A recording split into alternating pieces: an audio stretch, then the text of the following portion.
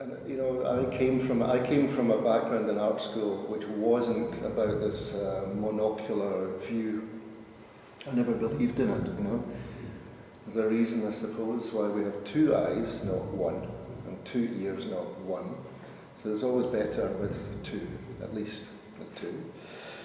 So I came from a background in art school in Glasgow, which was always insisting on collaboration.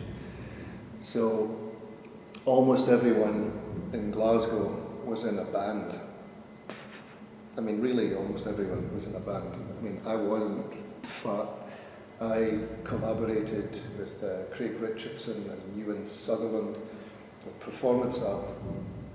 So the idea of collaboration is already there, and collaborating in real time, of course, is different from collaboration in preparation for something. But I think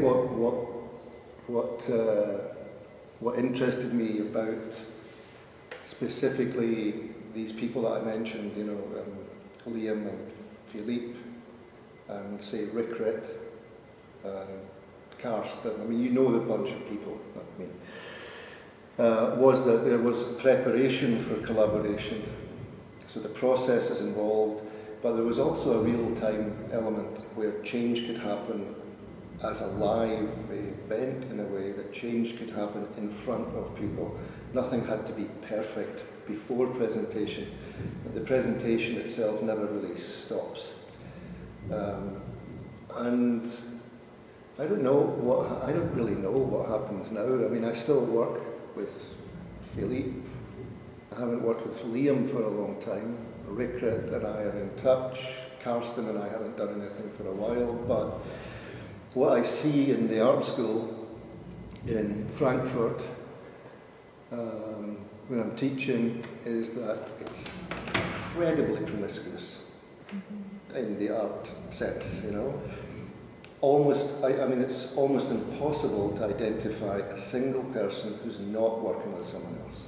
It's almost impossible. Certainly within my class, I think everyone is working with someone else, whether it's on the main channel of work or whether it's a peripheral aspect of their practice. It's absolutely embedded in the culture, certainly of that school. I think, therefore, it's embedded in the culture of art made by people younger than me. And I suppose, you know, there is a kind of, what does that mean? Does that mean that you have a dilute version of yourself? I don't think so. You know, I think that there are things which are emphatically yours and there are things which are emphatically ours. And I don't know if that's really changed a lot since the 1990s, or for that matter, the 1960s or the 1950s.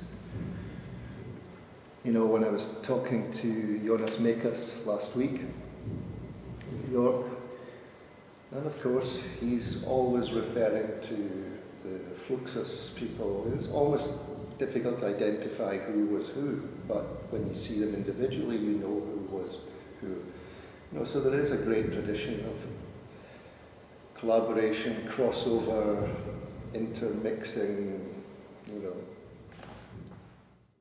You know, I've got two children, one blonde, one dark. Two different mums, one blonde, one dark. Two types of studio, one more open, the other one extremely private.